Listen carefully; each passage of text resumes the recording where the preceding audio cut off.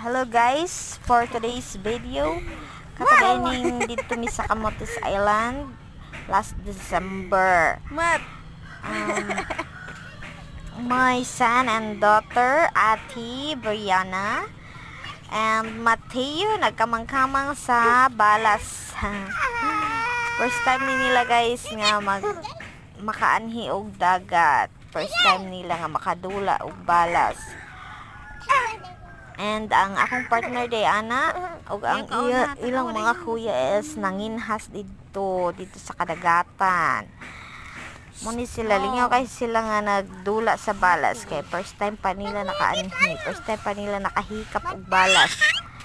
First time lang nila ni guys.